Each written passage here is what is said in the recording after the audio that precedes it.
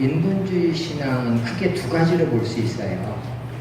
하나는 기독교의 유일성을 훼손하는 모든 시도들, 그런 게 있어요. 기독교의 유일성을 훼손하는 모든 신호들. 이게 인본주의, 그것이 예수의 교회에서 행해진다는 거죠.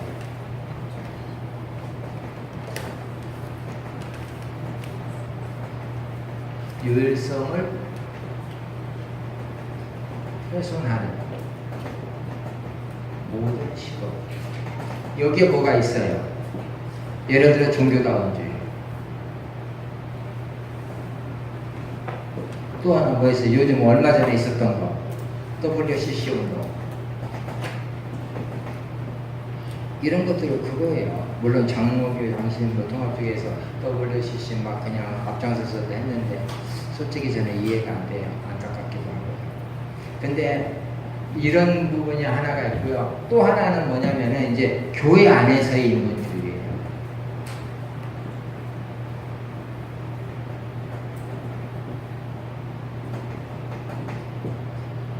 교회 안에서의 인간주의. 따지고 보면 이것은 뭐냐면 아까 말한 그 신분주의의 5대 원칙 있죠. 이것을 겸허하게 흐트러뜨려요.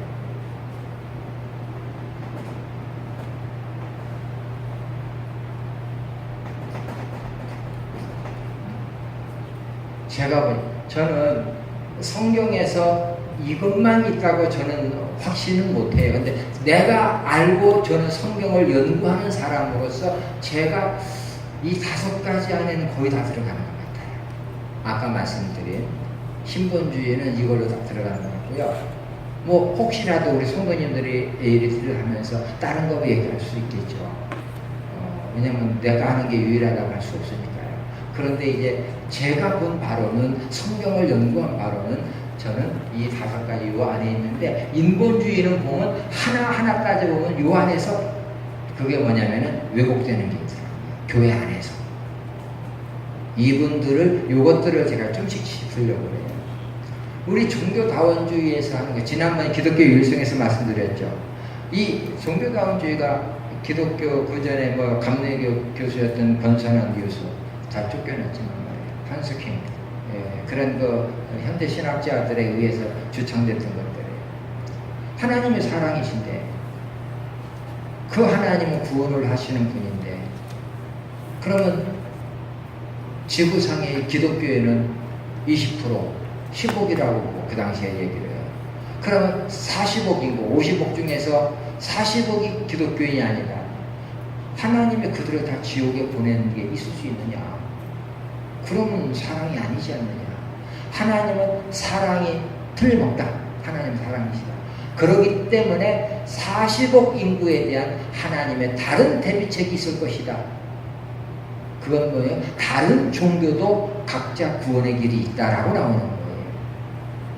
묘하게 하나님의 사랑 얘기하고 하나님의 구원 얘기하면서 다른 종교에도 하고서 나오는 거예요. 결국 이것은 뭐가 문제예요? 그랬을 때 문제점이 뭐겠어요? 출발점을 인간의 이성, 인간의 경험, 자신의 감정, 자신의 판단으로서 한다는 얘기예요. 사실은 교묘하게 속이는 거예요. 아까 신본주의에서 뭐예요? 하나님이 주권이고 하나님이 말씀하지 않았느냐. 성경은 첫마디부터 하나님의 주인이시면서 하나님의 주권이 얘기하는데, 이런 부분은 뭐냐? 출발부터가 인본주의에서 나오는 거예요. 하나님을 말하는데, 하나님의 사랑을 말하는데 성경이 아닌 거예요. 이게 위험한 거예요. WCC 같은 데서 교회 통합운동 하자 말이에요. 교회가 지금 인류의 반목이나 갈등이나 이게 뭐냐? 종교 간의 대화가 필요하다. 대화합이 필요하다. 대화합. 합일까요? 합일까요? 대화합이 필요해. 그러면서 결과적으로 다 종교 간의 이런 서로 하나 되는 운동을 하죠. 문제는 이런 것들이 왜 예수여야 되느냐, 왜 기독교만 구했느냐, 이 부분을 갖고서는 이게 안 된다는 거예요. 이게 내려놓자는 거예요. 그럼 기독교를 떠나야지. 교회를 떠나서 얘기하세요. 교회 안에서 이 얘기를 하지 말자요. 그러니까 기획과 다른데 가가지고 여기에 구원이 없다고 나는 말할 수 없다. 그거는 뭐 있다는 얘기, 없다는 얘기예요. 우리가 그렇게는 하지 말자고요. 그건 아니지 않느냐. 하나님의 말씀에, 하나님의 주권에 그 기준에서 벗어나는 건 아닌 거예요. 이런 것이 이제 문제고, 아까 여기서 그러면 이제는 이런 부분들은 사실은 인본주의는 우리가 이제 휴머니즘을 저는 나쁘게 말하는 건 아닌데요. 휴머니즘과 우리가 인본주의 신앙과는 다른 얘기입니다. 이건 다른 얘기죠. 저는 지금 휴머니즘을 지금 뭐라고 하는 게 아니라 이 인본주의적 신앙을 지금 지적하고 있는 겁니다. 이것은 종교의 이론으로, 우리 신앙의 모습을 띠고 있어요. 그래서 소각을 해요. 그러니까 이런 면에서는 인본주의는 두 가지를 가져요. 하나는 종교 혼합주의.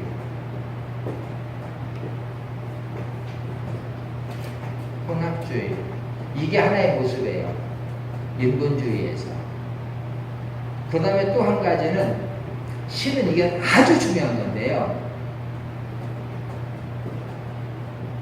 주도권 싸움에 있어서 하나님과 인간의 주도권 싸움이에요. 어디에 우리가 이 부분에서 하나님과 나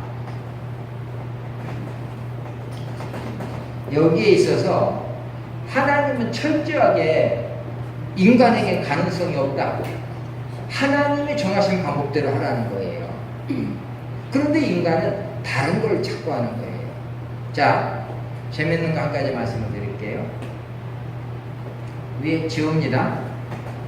이게 짧은 칠판이면 쭉 이어지면 재밌을 텐데, 그럼 어떻게 흘러가다가 사실은 하늘을 보일 텐데 말입니다. 자, 출애굽기는 이스라엘의 구원이잖아요. 출애굽기가 이스라엘의 구원인데 하나님은 애굽에서 구원하는 것, 끄집어내는 것, 이게 목적입니까? 아니죠. 출발이죠. 출애굽은 출발이에요. 목적은 뭐예요? 가나안이죠. 그러면 출애굽기에서 그 다음에 나와야 될 게 뭐겠어요? 여호수아이죠. 가나안 정복이니까 여호수아. 그 다음에 이제 여호수아로 가요. 출애굽기에서 여호수아로 가요. 성경입니다. 근데 여기서 민수기, 신명기, 여기 레위기 요 세 가지가 껴있지요. 자, 출애굽기에서 여호수아로 가야 하나님의 구원 역사가 이루어져요. 그런데 여기서 레위기와 민수기, 신명기가 껴있어요. 이게 왜 껴있지? 하나님의 계획에 차질이 생긴 거예요. 그럼 이제 따져보는 거예요. 이게 뭡니까? 구원이에요. 레위기는 뭐예요?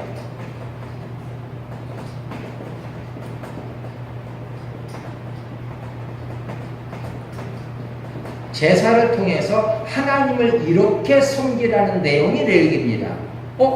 그러면 출애굽기에서 여호수아로 가기 전에 뭐가 있어야 돼요? 반드시 레위기가 있어야 돼요. 이거 빼면 안 돼요. 레위기는 반드시 있어야 되는 거예요. 왜? 이래야 신분주의거든. 레위기가 없으면 내가 너희들 구원했으니까 니들은 알아서 섬겨라.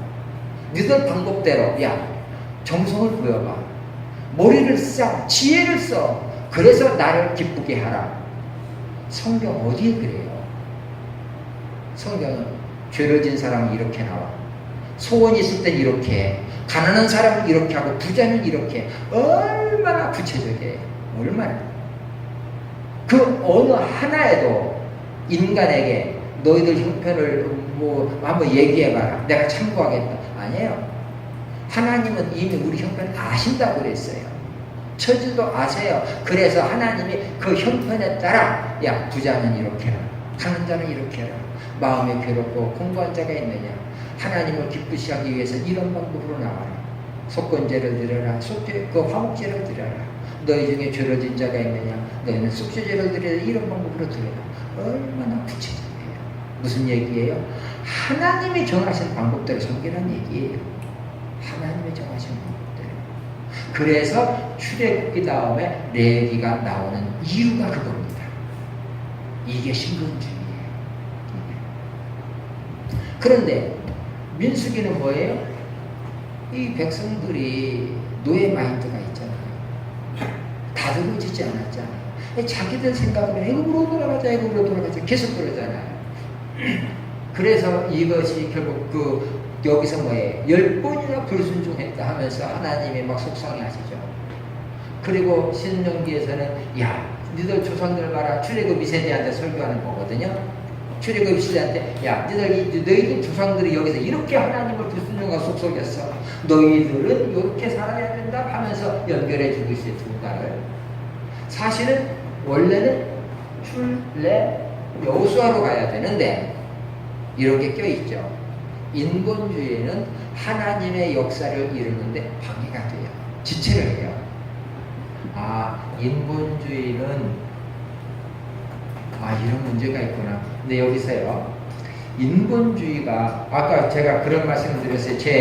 그 두 번째 인본주의 신앙, 신본주의 신앙 특징에서 하나님의 말씀에 뿌리를 내려야 된다 하는 말씀을 드렸어요. 그래서 성경을 모르면 솔직히 신본주의 신앙을 바르게 갖는 건 거의 불가능해요. 그러면 우리 어떡하냐? 초신자들은 누가 성경을 목사님처럼 바르게 다 알아요? 모르잖아요. 맞아요. 그래서 사실은 우리가 그러기 때문에 인본주의로 시작할 수도 있어요. 이 말은 뭐하고 같냐면은 갓난 아기가 어떻게 부모의 마음 다 압니까? 잘하는 과정이 필요하죠. 근데 성장해서도 모른다. 의도 터져야죠. 성장해서도 속식이면 의도 터져야 되는 거예요. 그거. 갓난아기 때는 깽깽대도 그냥 부모님이 다 품어주지만 말이에요. 그 차이예요. 그래서 우리가 사실은 처음에는 교회 나와서 내가 봉사한다, 내가 섬긴다 할 수 있어요.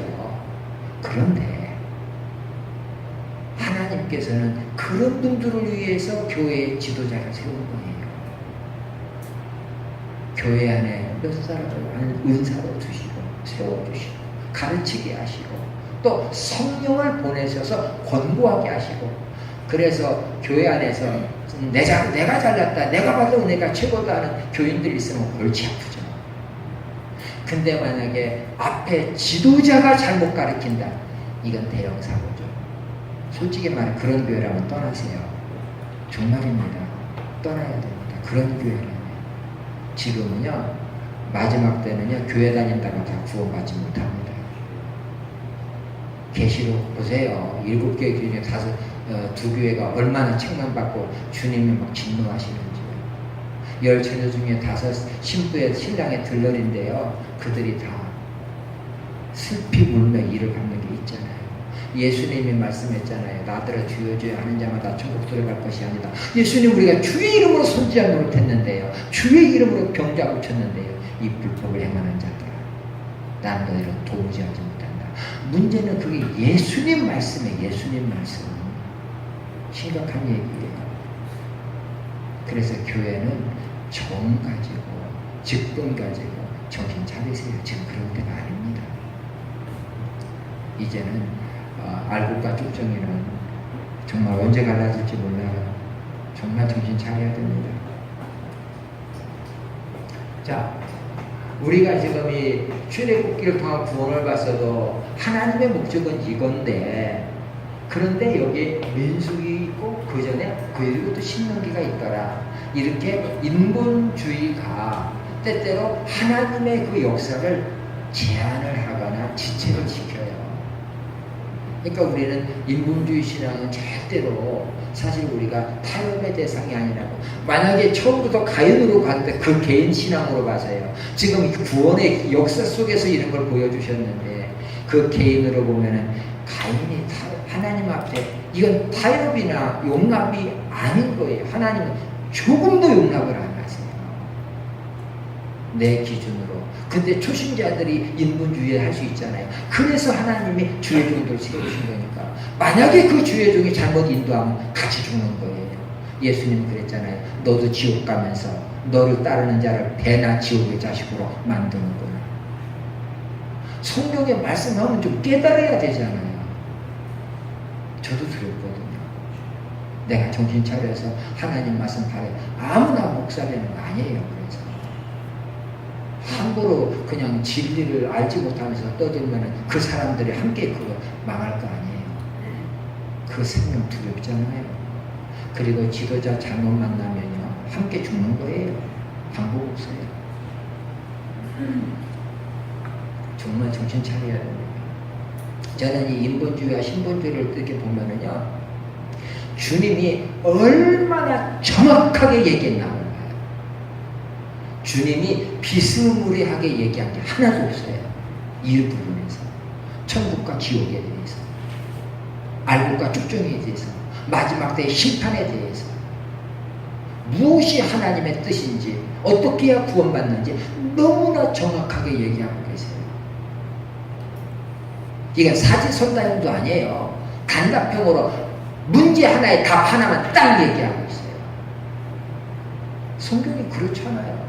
근데도 아닌 거니까 내 생각으로 나오는 거예요. 자, 우리가 이제 지금 이 교회 밖에서의 어떤 그런 부분들, 그래서 뭐냐면 종교 혼합주의적인 그런 것들이요. 그건 다 뭐냐? 기독교의 유일성을 훼손한다는 거, 그 말씀 드렸죠. 근데 이 부분보다 우리가 또 한 가지, 뭐냐면 이제 교회 안에서의 문제가 있잖아요.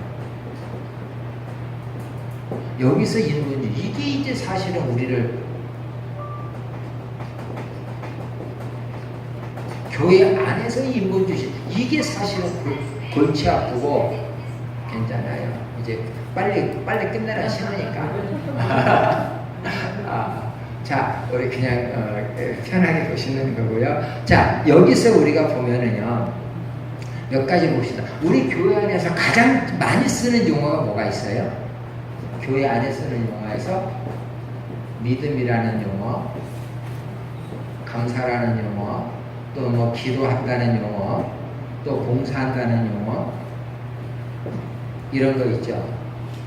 이런 거 용어들에 대해서요, 정말 우리가 이 부분들을요, 이 용어들을 새롭게 정의를 내릴 필요가 있어요.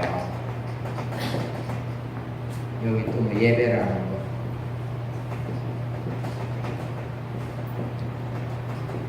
찬양이라는 거, 이런 부분들에 대해서 우리가 성경적인 정의를 다시 내려야 돼요. 지금 그런 시점에 와 있어요.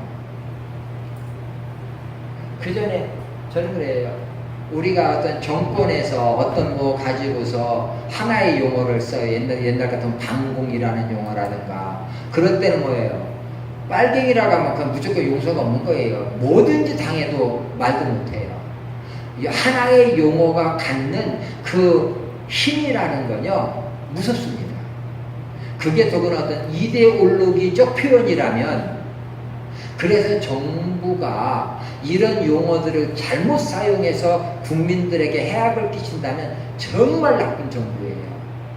옛날에 정의사회 구현이라고 해놓고서 새마을 운동 통해서 수천억을 뒤로 빼먹었단 말이에요. 정의라는 말이 완전히 땅에 떨어진 거예요. 용어가 더러워졌어요. 그런데 이런 게 문제가 돼요. 하나의 용어라고 하는 것은 그 가치가 있어요. 근데 만약에 우리 여기 혹시 이제 우리 뭐 지도자들 계시잖아요. 용어는 정말 정직하게 써야 돼요. 이 용어를 어떤 그 의도적으로 호도하려고 쓰면 정말 나쁜 거예요. 정부가 그러면 국민은 불쌍한 거고요. 교회가 이런 용어를 잘못 사용하면 교인들이 엄청 고통을 당합니다. 믿음으로 건축합시다. 믿음과 건축이라는 용어를 쓰면서 하나님의 영광을 위하여 선교라고 해요. 그러나 교인들은 죽어나요. 하나님의 뜻이 아니면요. 부부간의 싸움도 하고요. 자식들이 힘들고요. 왜? 용어를 써야 될 때 써야 되는데, 바꿔 말하면 하나님의 뜻에 맞느냐 하는 부분은 따지지 않고 좋은 말은 다 쓰면서 무거운 짐을 교회에다 지우는 거, 교인들한테. 이런 일이 교회 안에 너무나 많아요. 너무나 속상해 죽겠어요. 좋은 말을 쓰는데 교인들은 그 말을 따르자니 시험 들고 죽겠고, 안 따르자니 내가 불순종하는 것 같고 조종하는 것 같고 매맞는 것 같고. 말이나 되는 얘기예요. 지금 한국교회가 이렇다니까요. 지금. 왜? 이 용어들은요 다시 제대로 써야 되는 거예요.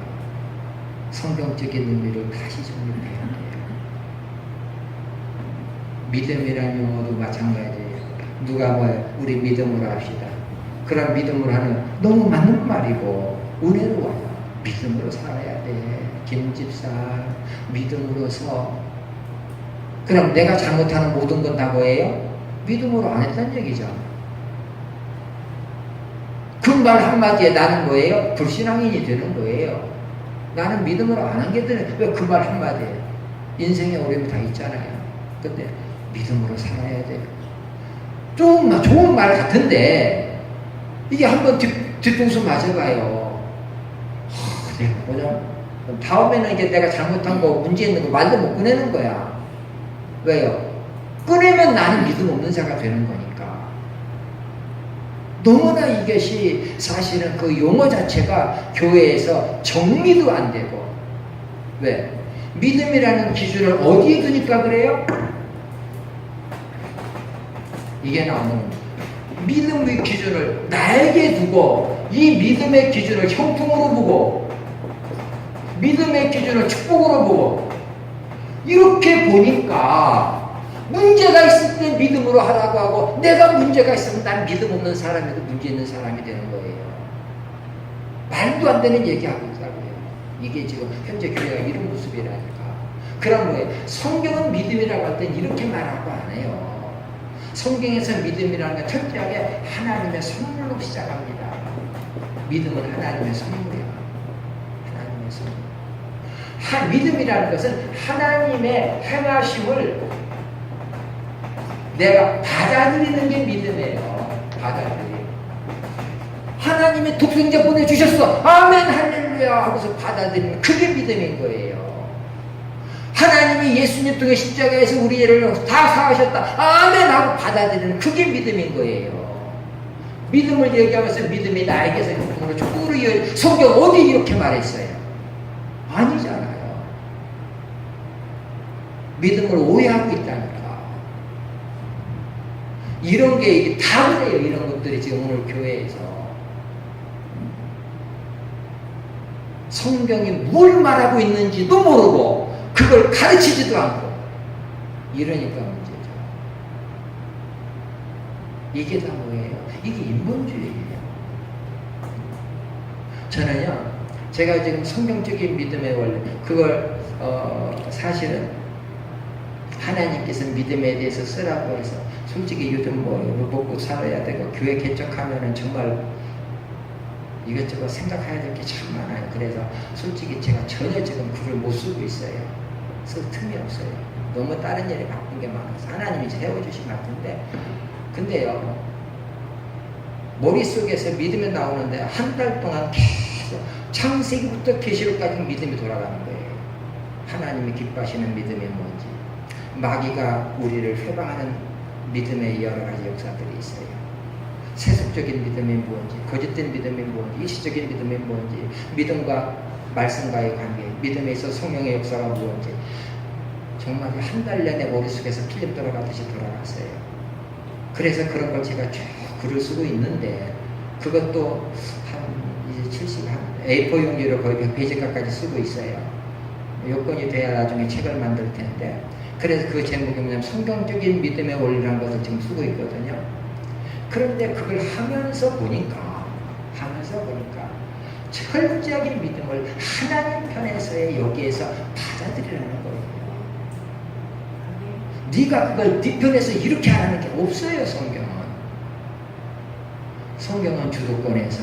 그래서 뭐냐면 신본주의 신앙이 바로 서지 않으면 이런 것들이 그냥 우리에게 굴레가 돼요. 다른 사람을 판단하는 기준이 되고 이게 축복의 기준이 되고 아니에요. 초대교회는 이 믿음 때문에 순교하고 이거 믿음으로 맺었는데 이게 형통의 기준입니까? 축복의 기준입니까? 아니잖아요. 우리가 이런 것들을 정말 다시 한번 생각할 필요가 있어요. 우리 기도로 하면 여기서 기도로 넘어가 볼까요?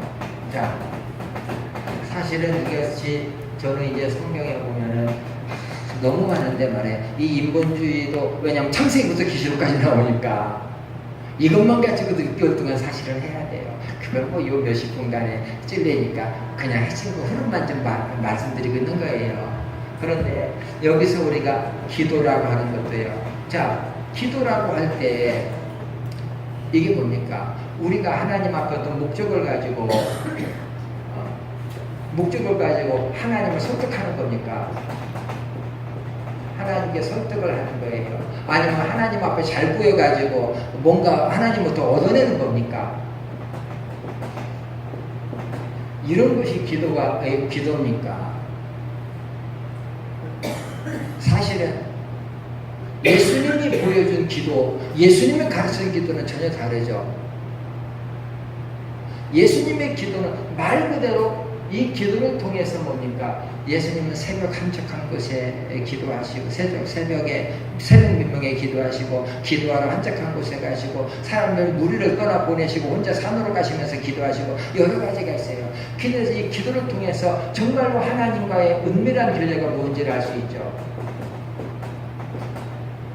기도는 교제다 하는 부분에서 나오는 거죠. 근데 교제를 통해서 결과적으로 뭘 합니까? 아버지의 뜻에 순종. 결국 성경을 통해는 하나님을 설득하는 게 기도가 아니라 하나님의 뜻에 순종하기 위해서 기도하는 거예요. 이게 기도의 기본이에요. 내가 이만큼 기도했으니 할 만큼 다 했어. 하나님이 이루어주시겠지. 안 이루어줘도 하나님의 뜻이지만 우리는 그렇게 생각을 합니다. 그런데요, 기도는 하나님의 뜻에 순종할 힘을 얻는 거고 하나님의 뜻을 분별하면 내 자신을 거기에 쳐서 복종시키는 겁니다. 왜? 하나님의 주권을 믿거든. 그리고 기도를 하는 경우를 기도를 쭉 가다 보면은요, 기도에 깊이 빠지다 보면은 성령의 타치를 느껴요. 전에도 그런 말씀 드렸죠. 제가 지금 기도 수첩도 기도의 성경적인 기도의 원리도 또 그만큼 쓰고 있거든요. 그것도 뭐 거의 지금 보니까 거의 100페이지까지 쓰고 있었는데 기도에도 원리가 있구나 하는 부분이에요. 그것이 또 이제 사실 책으로 만들어지길 바라고 있는데 그 부분도 마찬가지예요. 어떤 때는 그냥 하나님 앞에 부르짖는 기도도 했어요. 금식 기도도 합니다. 그냥 청계산 가서 주여 밤 0시부터 새벽 5시까지 말이에요. 그러면서 매달린. 그런데 하나님이 주시는 음성이나 뜻을 잘 켜다 보니까 하나님이 원하시는 기도가 있구나 하는 게 있고요. 어떤 때는 하나님이 시키시는 기도가 있어요. 달라요. 그래서 우리가 기도의 세계에 들어가다 보면은 정말이지 기도가 깊어질수록 나를 비우게 돼요. 기도가 깊어질수록 내가 비워져요. 그래서 우리가 이 기도를 통해서 성령께서 우리를 타치하시는 부분들이 있거든요. 그러니까 우리가 얼마큼 시간을 드리고 얼마큼 정성을 드리고 얼마큼 열정적으로 하나님에 매달리냐. 누군 그러죠. 야곱이 약복강가에서 씨름해서 이스라엘이 됐다. 여러분 하나님 앞에 씨름해서 이스라엘이 되세요. 이렇게 하는 사람 성경 다시 배워야 돼요. 성경을 그렇게 가르치니까 배웠죠. 사실은 그게 어떤 뜻인지도 모르고 말이에요. 그 말은 씨름해가지고 결국은 뭐예요? 환도뼈 부러지면서 야곱이 이스라엘을 되면서 근데 그 이스라엘이 언제 이름을 받아요? 실제는 그게 창세기 28장의 내용인데 이스라엘로 불리기는 35장 이후부터 불려요. 언제?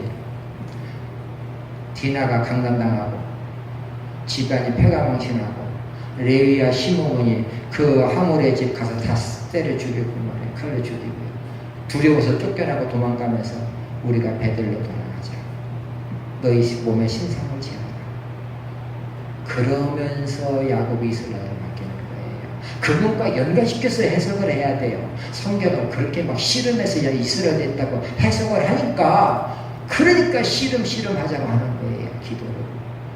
내용을 알지도 못하고 그래요. 그것은 다 35장과 연관되는 말씀인데 성경을 앞뒤를 알아야 되거든. 그러니까 우리가 그런 걸 보면서 기도에도 죄야 하면서 물론 어떤 때는요 회개할 때의 심령이 있어요. 중복 기도할 때의 기도가 달라요. 왜? 그래서 기도의 영 우리 앞으로 여기 좀 배울 거예요. 앞으로 그 나오면 그때 가서 하십시다. 제가 기도란 어떻게 해야 되는가, 기도의 영성이란 무엇인가, 이 부분을 우리가 2시간에 걸쳐서 제가 할 거거든요. 이번 기독교 신앙인문에 그 전체적인 것 제가 다뤄갈 거예요. 이거 제대로 배우시면 정말 신앙에 큰 도움이 될 거라고 봅니다. 우리도 인본주의 신앙의 특징 2가지만 말씀을 드릴게요. 그 2가지는 뭐냐면 한 가지가 하나님의 말씀에서 출발하지 않고 자신의 필요와 자신의 시츄에이션에서 출발을 해요. 교회도 마찬가지예요. 내가 이런 직분이 있으니까, 내가 이러한 우리가 목적을 갖고 있으니까 우리 이렇게 하자. 모든 어떻게 보면 많은 그 인본주의에 빠지는 위험 중에 하나가 그 스타팅 포인트가 말씀에 근거한 것이 아니라 자신의 필요와 자신의 목적과 그 자신의 그 상황에 따라서 가고 있다는 겁니다. 이런 부분들을 우리가 한번 정말 주님의 일은요 한 가지 고백이 필요합니다. 뭐예요? 주께서 일하신다. 하나님이 일하십니다. 이 고백이 있어줘야 합니다. 모세는 자기가 이스라엘 구원하고 싶었어요. 내 왕자거든. 동족 사랑하거든. 나 젊거든. 열정이 있거든. 내가 지금 언변으로 이스라엘 백성 설득할 수 있었거든. 하나님은 네가 구원하는 게 아니야. 내가 구원하는 거야. 너 기다려. 40년 기다려요. 모세가 완전 포기하니까 이제는 내가 일한다. 너는 그것을 알리라. 구원은 나에게 있어. 성경은 그렇게 말씀하거든. 그래서 우리가 그런 행사에 있어서 하나님이 일하십니다. 이 고백이 우리에게 있어져야 돼요. 그리고 2번째, 아까 우리 교회 안에서의 뭐냐면 믿음이라는 용어, 감사라는 용어, 찬양이라는 용어, 또 우리가 뭐 봉사라는 용어, 이런 거 정말 우리 인본주의가 너무너무 많이 들어가 있어요. 그 용어를 사용한다고 해도 신분주의의 5가지의 원칙에 위배된다면 인본주의에 빠질 수밖에 없어요. 신본주의 5가지 원칙 다시 한번 기억할까요? 하나님의 은총으로 되는 겁니다. 하나님의 은총으로 되는 겁니다. 하나님의 말씀의 뿌리를 내려야 합니다. 그리고 하나님의 주권을 인정하십시오. 4번째 뭐예요? 예? 예? 예? 그리스도 중심적. 이건 바울의 신앙을 이야기해요. 마지막 한 가지, 주님께서 우리에게 주신 성령의 충만한 은혜. 이 부분에서 그리스도의 성령의 충만함이라는 것이 결국은 이게 바로 성화로서 그리스도를 닮는 삶이에요. 그 속에서 우리의 마인드가 어떻게 내가 주님을 기쁘시게 할까 할 때 그것은 주님의 마음, 주님의 뜻에 내가 자원함으로 순종하게 되는 겁니다. 자, 그래서 여러 가지 좋은 기독교적 용어를 쓴다고 해도 그런 거죠. 이 한 가지는 너무 중요해서 제가 한 가지 말씀드릴 게 있어요. 인본주의 교회는 또 하나의 모습은 뭐냐면 성경의 한 부분, 이것만 하고 이제 우리 인본주의 신앙 마치고 우리 이제 좀 쉬었다가 그룹 하겠습니다. 성경의 한 부분에 치우친 나머지 다른 말씀들을 왜곡하거나 소홀히 하는 게 있어요. 예를 들어 이런 겁니다. 아까 말한 하나님은 사랑이셔. 그리고 하나님은 전능하셔. 하나님은 예수를 통해서 우리를 십자가에서 구원하셨다. 다 아멘이에요. 하나도 거짓됨이 없어요. 그러기 때문에 그 다음 얘기예요. 그러기 때문에 예수 그리스도의 피로 구속받은 성도는 조금도 사탄한테 넘어갈 걸 생각할 필요 없다. 하나님의 주권으로 뺏길 리가 없다. 한 번 구원은 영원한 구원이다 라는 말을 하는 겁니다. 이 말이 맞아요? 틀려요? 틀립니다.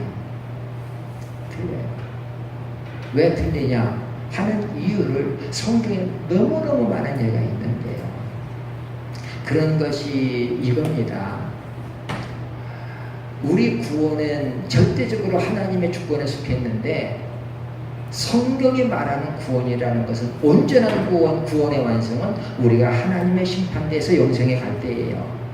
그 전까지는 우리는 믿음으로써 주님의 길을 따라갑니다. 구원의 길을 걷고 있는 겁니다. 하나님이 정하신 방법대로 하나님이 그렇게 하면 주신다고 했으니까 그 길을 따라가는 겁니다.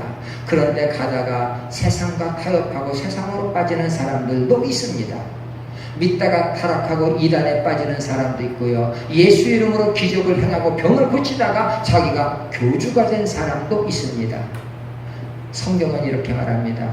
예수 왕이 초대를 해서 왔는데 온갖 사람 다 왔는데 그 중에 예복 입지 않은 한 사람이 있더라. 너 왜 내가 준 예복을 입지 않았느냐? 저 사람을 잔치에서 끄집어내라. 그가 밖에 나가 슬피 이를 나며 통곡할 거라는 겁니다. 내가 잔치에 참여하면 됐지 왜 왕이 준 예복을 입어야만 되냐는 거예요. 이게 인본주의입니다. 하나님은 내가 준 예복을 입으라는 겁니다. 하나님의 정하신 방법대로. 그런데 여기서 마귀는 끊임없이 우리를 타협하게 만듭니다. 그리고 마귀가 얼마나 역물해요. 소용이 없는데 단지 마귀의 목적이 우리를 괴롭히려고 하는 겁니까? 지옥 가게 하는 겁니까? 지옥 가게 하는 거예요. 마귀는 목적 하나라고 그랬어요. 도적이 오는 것은 도적질하고 죽이고 멸망시키려는 것 뿐이다. 멸망을 목적으로 해서 괴롭히려고 하는 게, 그러면 성도를 왜 마귀가 시험합니까? 만약에 성도라고 하는 사람들이 말입니다. 예수 믿는 사람들이 이미 한 번 구원을 해서 완전히 이제 끝났다면 마귀는 불신자들을 시험해가 안 해요. 불신자들은 자기 종이에요. 자기 새끼예요. 악한 영에 의해서 끌려다니고 있단 말이에요. 거기는 손댈 게 없어. 내 백성이거든. 내 자녀거든. 누굴 손대요? 믿는 자들을 손대는 게 마귀지. 예수님이 그걸 경계하라고 시험에 들지 않게 깨어 기도하라. 섰다 할 때 넘어질까 조심하라. 한번 비침을 받았다가 다시 타락하지 마라. 그런데 대만은 세상을 사랑하여 떠나고 가버렸다. 나를 그렇게 회방하는 사람이 알렉산더와 후메네오 같은 인간들도 있더라. 얼마나 많아요. 예수님께서 만약에 가룟 유다는 운명적으로 무조건 버려야만 돼. 그럼 예수님의 가룟 유다를 불쌍히 여기 가룟 유다에게 마지막 요한복음 13장에서 떡을 떼면서 최고의 사랑을 베풀어 주세요. 그런데 끝끝내 가룟 유다가 예수의 사랑을 거부하거든. 그리고 떡 조각을 받고 나가니 밤이로라 하고 예수님은 이제 인자가 영광을 얻었노라 하면서 또 다른 장면이 벌어지는 거예요. 마귀가 그 가룟 유다의 생각을 삼잡아요. 성경에 자세히 보면요, 그 이전과 이후가 어떻게 달라지는 줄 아세요? 가룟 유다의 마음에 그 마귀가 시험을 주는데 그 전까지는 선택의 기회가 있었어요. 그래 주님이 권고해. 야, 나와 손 놓는 자가 나를 배반할 거야, 팔 거야. 너 깨어 있어야 돼. 그리고 사랑을 해요. 끝까지 사랑 거부하니까 버려버리세요. 이게 마태복음 13장에 나오는 얘기거든. 듣기는 들어도 듣지 못하고 마음으로 고침받지 못하게 그들의 귀를 잠기게 하라. 마음을 둔하게 하라. 이사야 6장에 있는 말씀을 그대로 하거든. 왜? 하나님의 사랑했는데 하나님의 돌보셨는데 끝까지 버리고 끝까지 예수님의 사랑을 거부해버리는 거예요. 그들에 대한 하나님의 유기하심이 있어요. 근데 그 전까지는 우리가 나가야 돼요. 자, 구원 역사에서 그런데 마귀는 그거 안 한단 말이에요. 그렇기 때문에 계속적으로 시험 주고 넘어지고 이게 마태복음부터 계시록까지 계속 가요. 그러니까 우리가 늘 우리는 영적으로 깨어 있어야만 합니다. 이게 성경적입니다. 그리고 마귀와의 싸움은 우리가 주님 앞에 서기까지 계속됩니다. 그러나 두려워할 필요는 없지요. 예수 안에서는 사실 이깁니다. 너무 이긴다고 그랬어요. 우리가 시험을 당할지라도 하나님이 우리를 붙들어 주시거든요. 그러나 이 부분에서 우리는 인간론과 죄론을 조금 더 깊이 안다면 너무 자만하지는 말아야 합니다. 왜? 은혜로서 이긴 거니까. 은혜로서 이긴 거니까. 하나님의 은혜를 떠나는 순간 진짜 우리 별 볼 일 없는 존재거든요. 이것이 우리가 말씀을 통해서 깨닫게 됩니다.